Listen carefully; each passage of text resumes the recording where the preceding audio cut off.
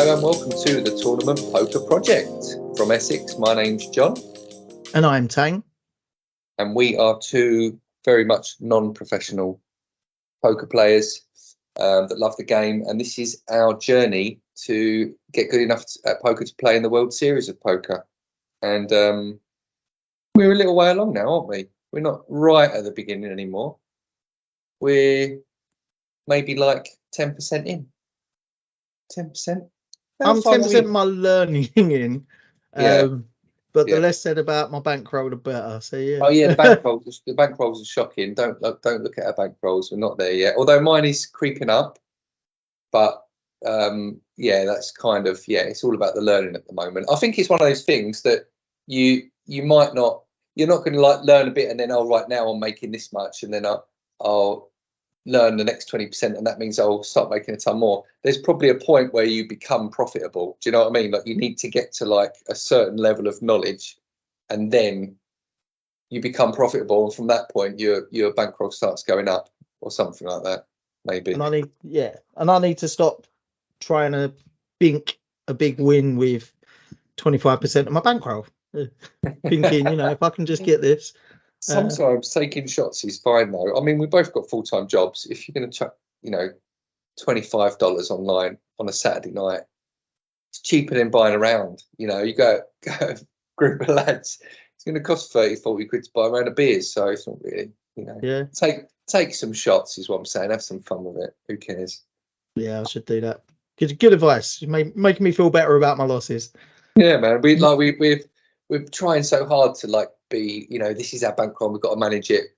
And we do, but that probably is more relevant when we've got a big bankroll that we're managing, if we ever get there. Yeah, the sad thing is I actually did build my bankroll up like 3 times now to, just playing the right level of game, really plugging away, looking at my results over 20, 30 sit and goes, playing at the right level, winning, 30%, 35%, getting some bigger wins.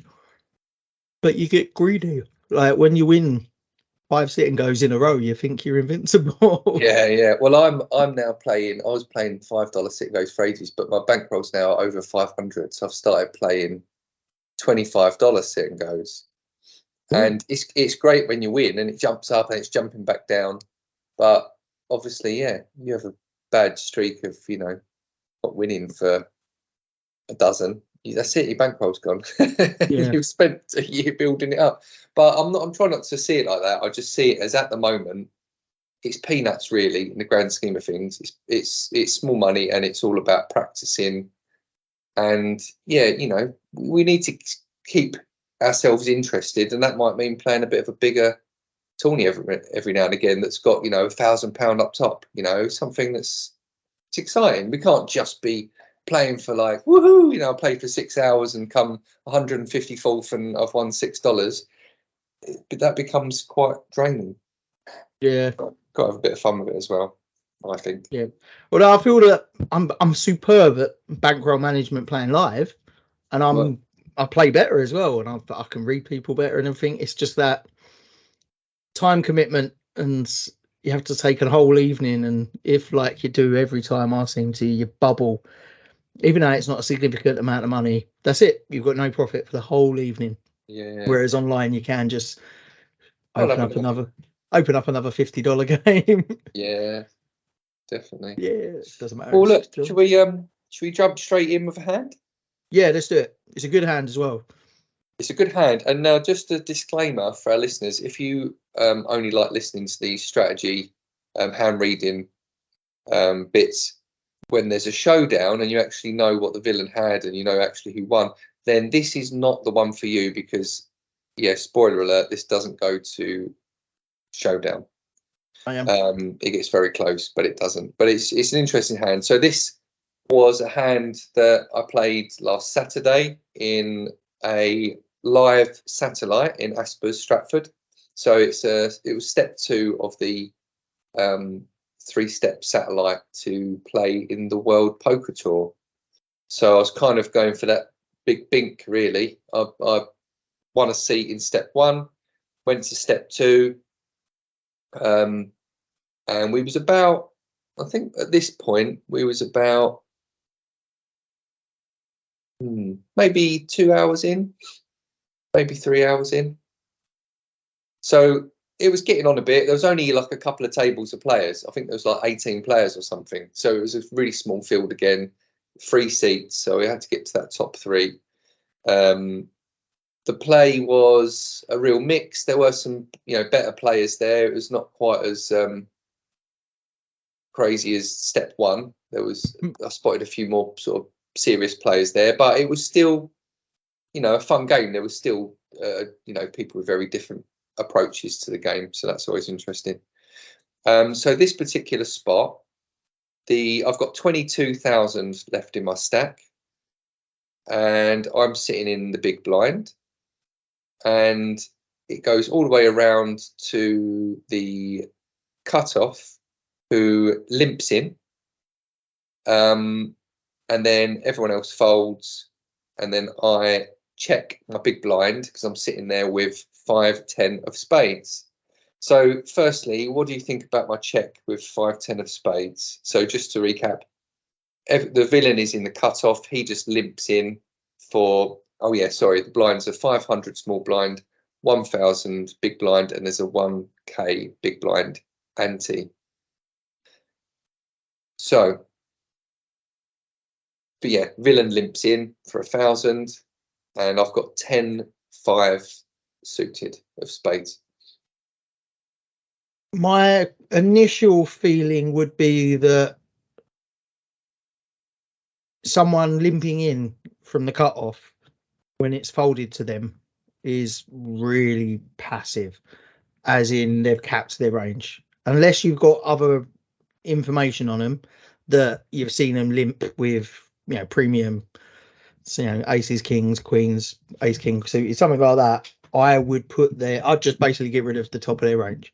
Yeah. Now that doesn't mean that they've not got massive range advantage over your 10-5, but the benefit of getting better hands to fold at this stage when you've got such a weak holding is probably insurmountable. I would say you should be raising, and this I might be wrong because suited, they're not connectors, although it is the old 10-5, you can make every straight on the board hand. I don't know how significant that is, but winning the pot at this point, and if you get a call, they've sort of uncapped their range a little bit more, so you're kind of giving up unless you absolutely smash the flop.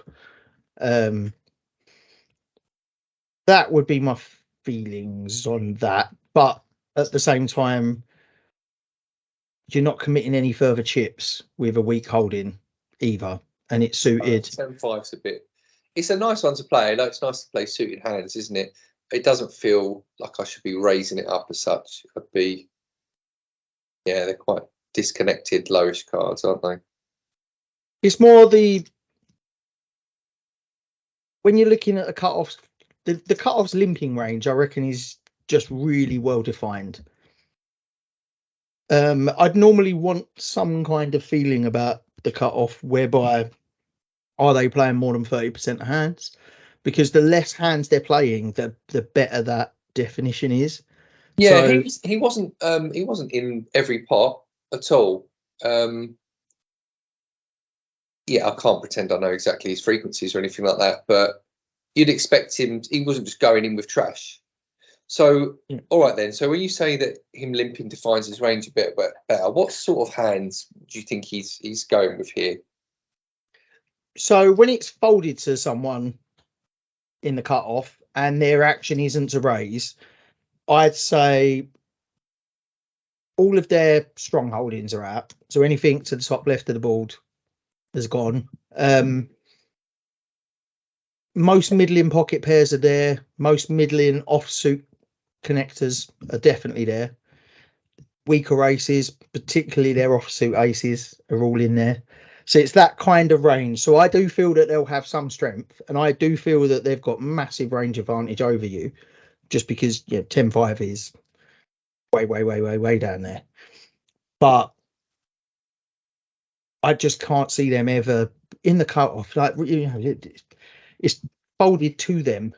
I can't see why you wouldn't be raising with anything even remotely strong. So most of the decent suited cards, I don't think they've got any suited aces.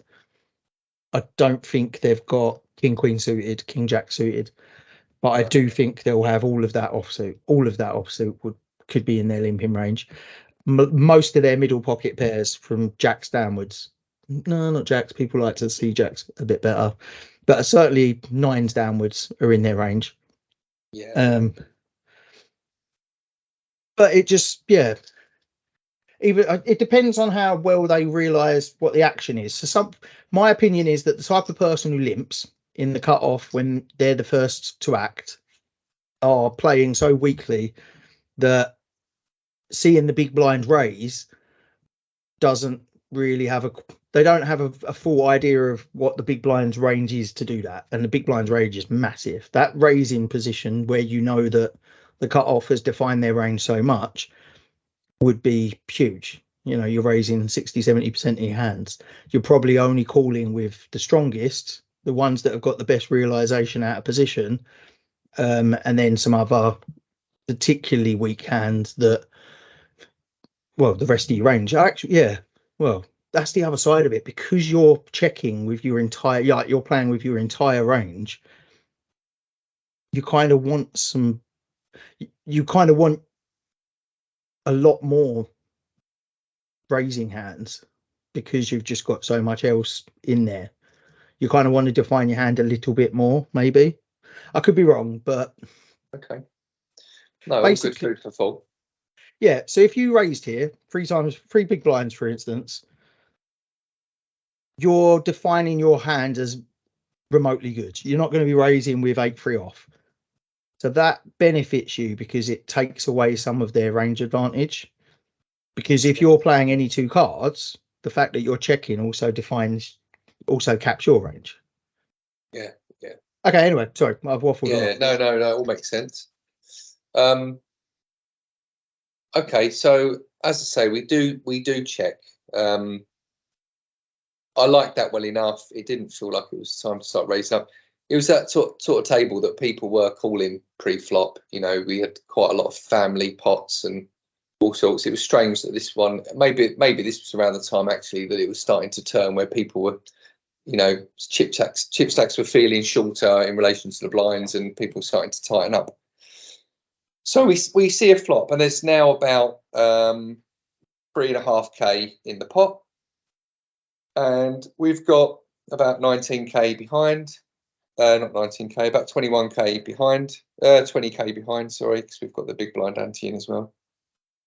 So anyway, the flop comes down: the 2 of spades, queen of spades, jack of spades. So we flop a baby flush. Lovely jubbly. And then the action is on us. So with 3.5k in the pot, 20k in our stack. What's our move? Check. 100%. Check with range. Okay, check with range. What's your thoughts behind that? What are we trying to achieve? Even though, so the fact you've got a really strong hand and you flopped a flush doesn't change that your range at this point is huge and you've really not got any advantage.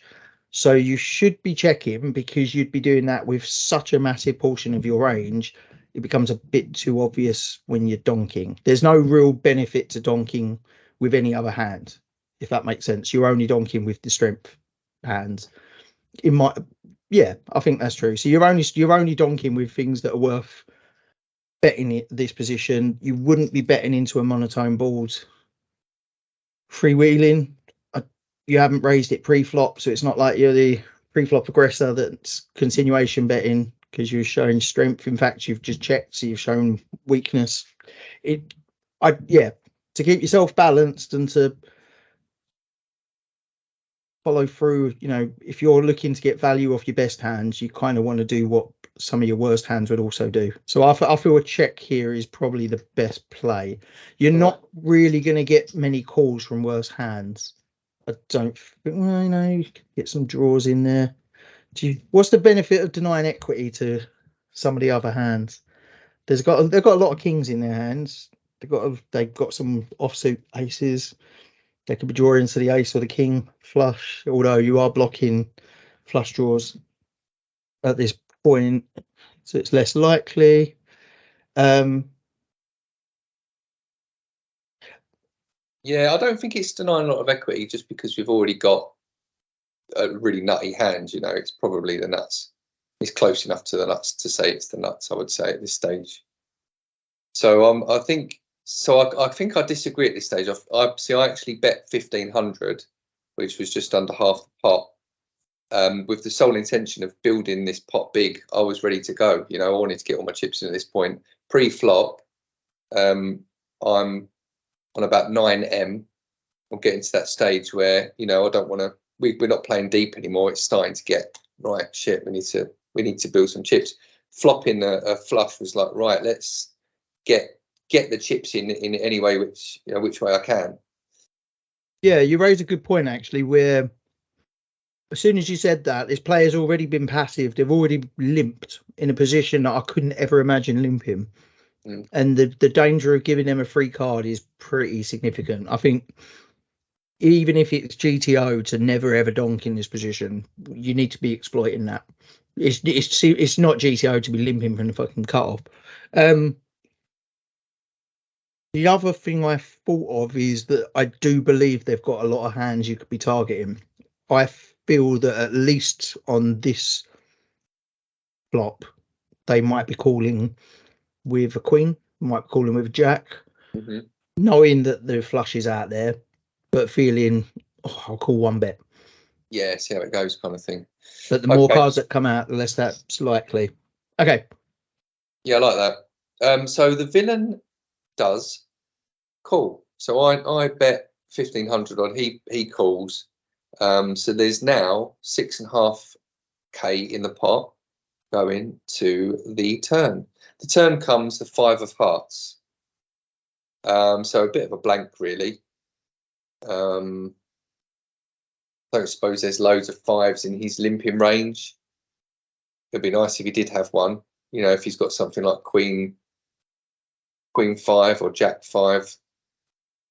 But it's unlikely. So it's just a bit of a blank, really. So yeah, what would you do with a blank card like that? What's your move here?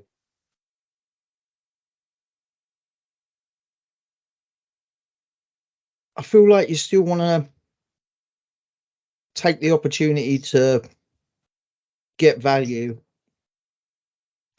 I still think the risk of them checking behind is too risky.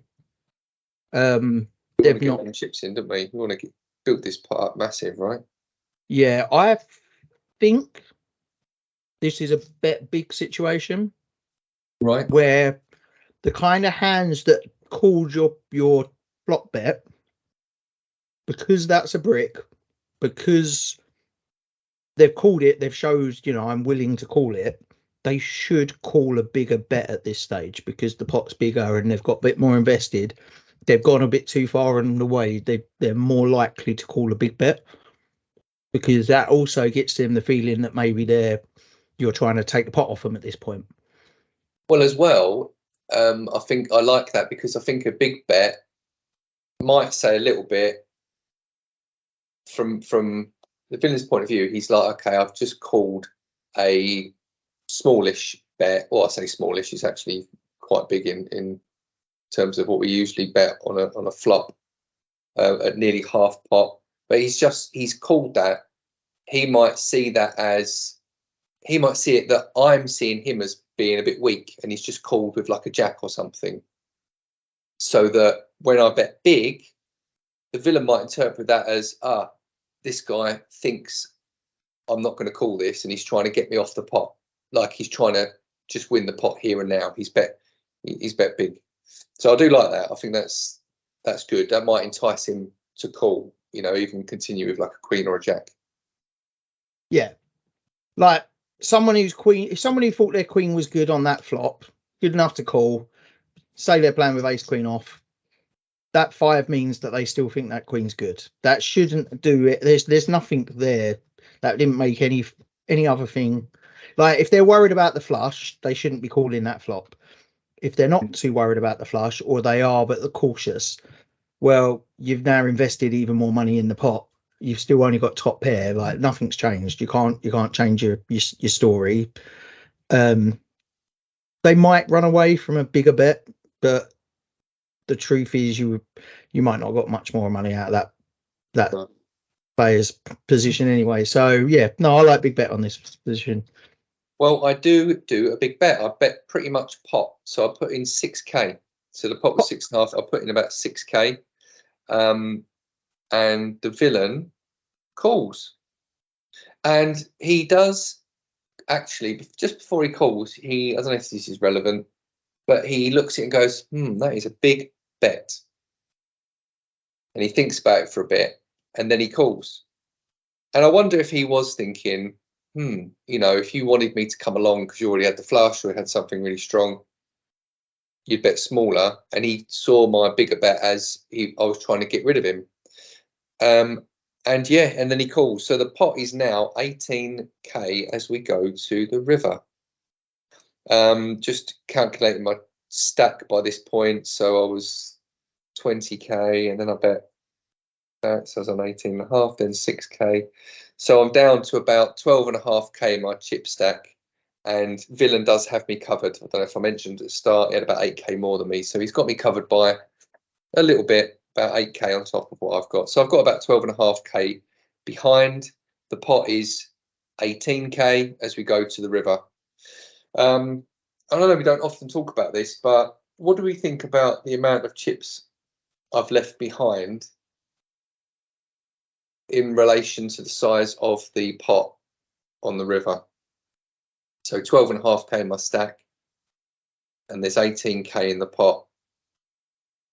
Do we like that?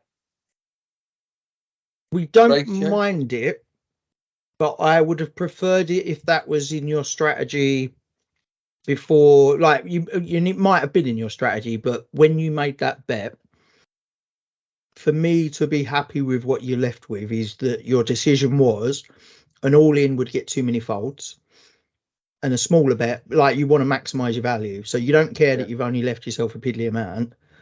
That was the bet size that was going to get the most calls from with your hands, and I feel that it was good. Like, if you could bet 2 times pot and you feel that you would have got calls, that would be the right bet.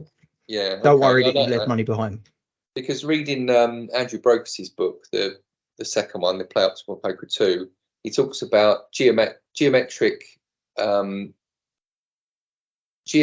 increases in the size, right? So basically, the proportion of the pot that you bet on the turn, ideally, will be the same proportion of the pot that you bet on the river, which will equate to you getting the rest of your stack in. So if we were to try and calculate that, so 12k into 18, so we bet pot on the turn, but if we'd have bet 5k on the turn, that would have been what, 80% of pot, 83% of pot. We would then have 13.5k left behind in our stack, and the pot would have been 16k, so it's still not quite right. So we would have had to bet maybe 4k. 4.5. Then he put 4, then that'll be 10.5k, and we would have, that will be nearer. That will be nearer to that geometric increases. But well, but I like our reasoning. I like the reasoning there that actually we're going for max value, and having a less than pot bet on the river actually means that he's probably more likely to call it off. Yeah, and one of the benefits I bought, that's because I don't know enough about geometric sizing, but I always assumed it meant that you're never doing a bet too big or too small. It's always a really nice, even, middly amount, and that means that it does more work for you than it needs to, if that makes sense. It's going to get more calls as well as enough folds by not overestimating. It's just such a nice middly amount that your opponent's not going to be suspicious. They're not going to be suspicious of it being either too big or too small. It's just right in the middle. Does that make sense? Yeah, while but I think also it's trying to get more. everything in. Yeah, I think it's more about the pot odds it offers at each the turn and the river being the same, and that if you want to get stacks in, then betting on the turn and them having the right odds to call that may mean that they have then got the right odds to call on the river. I don't know. That doesn't Yeah. necessarily work because it might change. So to work out if it should be a geometric bet size, we need to work out how scary the river could be. So if the river can change the dynamic of things and make things really difficult for you, bet bigger because you don't actually mind to get the additional folds. If the river is almost irrelevant, then geometric.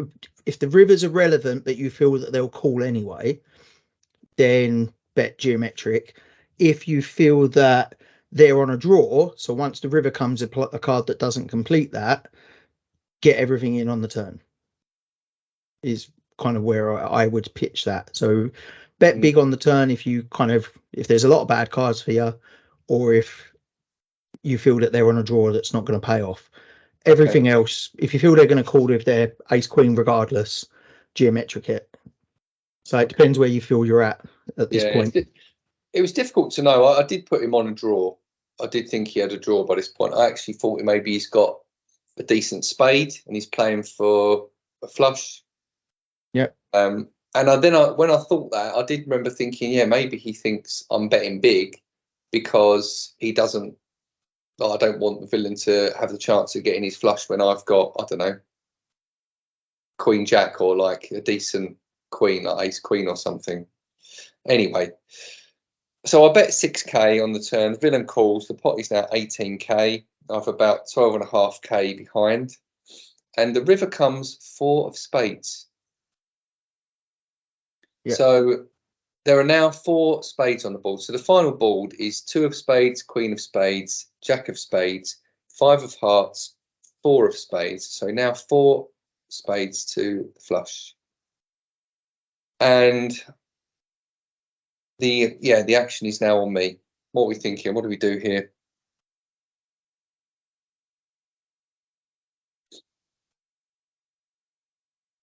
Yeah, that's what I did. I know the listeners can't see, but that big kind of bit of a head shake and a big exhale is what I did. I wasn't overly happy about that card, I have to say. One of the things that we were counting on with the turn bet being big is them having something like ace jack, ace queen, king queen, king jack, and it might be that it's an offsuit with a spade. I feel that this is one of the worst cards it could have been. Yeah.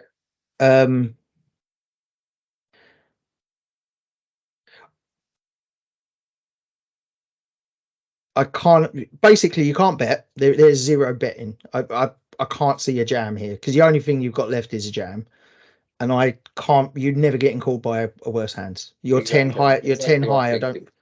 Exactly my thinking. If he's got a decent spade, yeah, he's calling and I'm beat. And if he hasn't, he's not calling. Well, and I've made a bet for no reason at all. Apologies for forgetting where this at. Where would his 8k leave him in relation to future blinds? So basically, what's the likelihood? He's got about 20k left in his stack at this point. Well, if you jammed, you said his stack was about 8k more than yours. Yes. So you've jammed. Would he call with a 6 of spades? Because there's quite a lot of spades below your 10. Yeah, would he call with a 6 of spades, knowing that if he loses, he's still got enough playability? Or is that 8k? I can't remember what the blinds were. Is that 8k nothing? At which point this is a significant decision. If he had 8k left, the M value is 2.5, so he'd have about 3 and a bit M. It'd be very low. He'd be like push folding. He wouldn't be overly happy about that. That means I don't think he's calling with speculative 6 of spades, 7 of spades.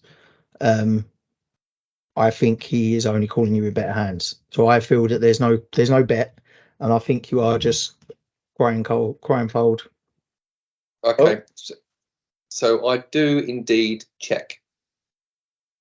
So I check the river, and villain bets a rather small 5k. And the action's back on me. So the pot is with his 5k in there. The pot's now 23k.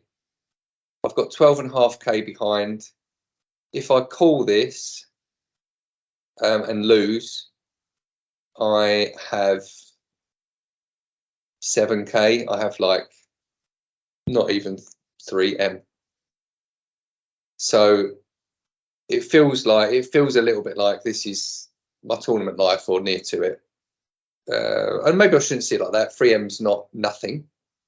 You can still come back from that, definitely, but it would be quite high variance at that point. And I've been playing well. It felt like, I had a decision. Do I chuck this in, potentially win a nice big pot and be in it, or do I fold, hang on to my 12.5k, and have a little bit more of a chance at continuing on? I just assumed the villain would jam. 5k, 5k to me just says, it says to me, I've got a king, I've got an ace of spades, it's just completed my flush, and please call me. 18k, and he's put in 5k. That's what it's screaming to me. I'm seeing it very differently. Okay. For two reasons. The first one being, I feel that a call here is a better position than a fold and continuing with your stack. If that makes sense, the opportunity of winning the pot is I still think that you're a good chance of winning the pot. Where they haven't jammed,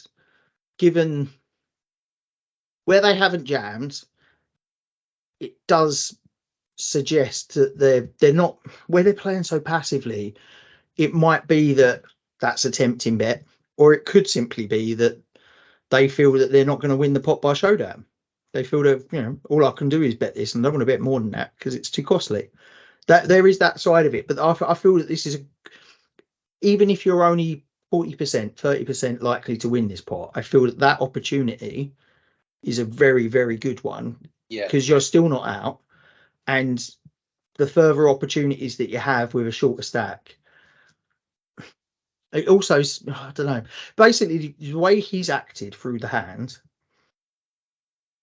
as much as he did a big call, the fourth card to the flush, which is then followed by you checking, could just look like you've taken two out of position barrels. The fact they've called the second one is like, all right, you know what, I'm done trying to stab at this. They've obviously got something, and now they've just a small bet and it wins it. But I feel that they have a lot of bluffs, or a lot. Maybe. I'm considering ace queen and ace jack bluffs. If they've not got a spade, I'll consider that a bluff. I like your thinking, and actually reading this back and going through it with you, this is a call all day long, isn't it? And the idea of folding it's quite ludicrous, really.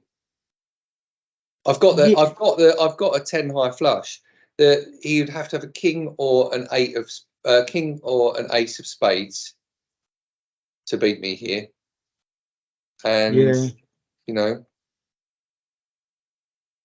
and he might have, and the way it's played, he could well have those hands.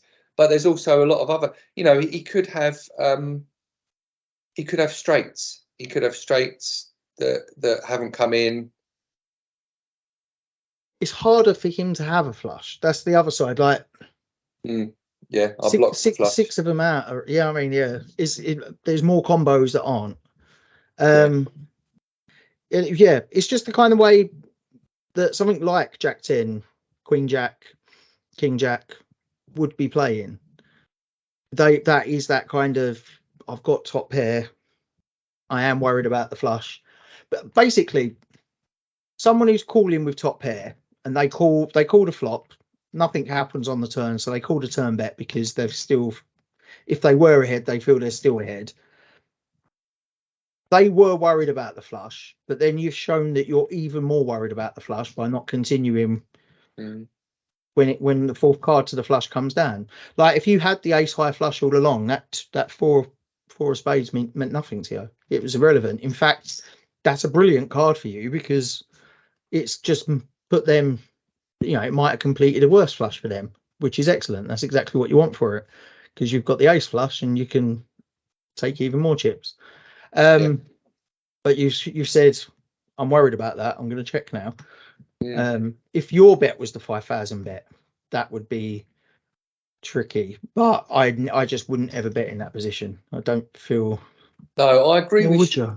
I agree that the check was correct because then when he bets, it's generally going to be, well, there'll be bluffs. He's never calling for bluffs, so this allows his bluffs to put some money in the pot, which we could then correctly call and get that extra bit of value from them. Like we're not getting, if we bet the 5k or go all in on the river, we're not getting any value from his bluffs or his busted straights. And we might even end up having, the ace queens, the ace jacks, king jack, king queen with no spade fold. Whereas by checking, we let him bet. Although I think if he had ace queen or ace jack, he wouldn't be betting 5k. I think he'd be like relieved and just check and see if he's won. I don't think he would turn that into a bluff. No, but then I don't think he ever had ace king. But let's imagine he did. That's certainly a hand that might be popping it off at the end there. Like I beat every. I'll probably be pushing out anything that's not a flush with this bet. And worst case scenario, I've got ace high. If it's not already obvious, I folded to this bet and massively, massively regret that now. It feels like a really stupid fold. I hate myself for doing it. Like, yes, I would have been short stacked, but I've put in 9k of my. I put in almost half of my chip stack or coming up to it. So it feels like a really stupid fold. So I folded. He turns over one of his cards and it was the 9 of hearts and says, I was going for the straight and it didn't come in. I was going to say the 10. The 10 was. Maybe he had like 9-10 suited. It's a hand that some people do like to limp with. It's speculative, let's get cheaply into a pot and see if I can win big. No, I don't. And I hated him for doing it because it's like, show me the other card, you bastard. Was it the 8 of spades or was it the king of spades or but yeah, I didn't know if to believe him or not. He seemed like the type that could well just be winding me up and Yeah, I would say with absolute 95% certainty, absolute 95, which is a bit of a contradiction in terms, but you just show both cards. There's absolutely no benefit to showing one of the cards and then declaring the hand. That doesn't, the two actions are not telling the same story. So you think he had a decent spade and it came in? From what he said, I think he had the king of spades. So he was going for the flat straight. He was, if a 10 came out, it gives him a straight, but he also was going for the flush. Yeah. Yeah, that kind of half truth. So yeah, the straight, if you didn't have any spade, he can win with the straight. That's a good shout. King of spades, 9 of hearts. Yeah, flush draw and a gut shot straight. Although if the straight come in, I wouldn't be overly excited to be putting money in the pot. Wouldn't really be chasing that with 3 spades out there. But hindsight is a wonderful thing. I would definitely not be such a dipstick in the future and would be calling that. I mean, the one thing that I tried to do is exactly in that situation where if someone appears to be giving me the odds to call, unless I've got a really good reason to believe they're never bluffing with that, that, you know, they're only doing this small bet on the river for value, actually call it. They've given you the odds. Call it. If you've got half decent hands, call it, because every bluff that they've got makes that a valuable call. You only never call it when they've always got it, and it's only ever a value bet. So, you know, unless it's going to cripple you, it's the reason you're calling is because you've got equity in the hand. Well, until you see their cards, and they did have the king of spades, and everyone cries. Oh, you just never know. It's frustrating. You never know, but it's good. There's some nice learning from that anyway. I don't need to know what he had. Well, that's what I tell myself when I'm laying there at night thinking about it. Yeah. Anyway, any final thoughts before we wrap it up? No, I love it. I would have played it very similar, and I don't think I ever would have called it on the end either. Oh, really? Okay. No, yeah, it's that tournament fear. Yeah. You know, I mean, the bigger the stake you have in the tournament, the more you feel that you're still in it, and big calls are just too hard. And we've been playing these things day and night every week. Yeah, definitely. All right. Well, look, thanks a lot, Tain. Always a pleasure. That's right. And thanks to our listeners. We hope you enjoyed the show, and we'll see you again next week. Cheers, everyone. Click on the like button, subscribe, tell us how much you love us. Quick, use the Q&A. Take it easy.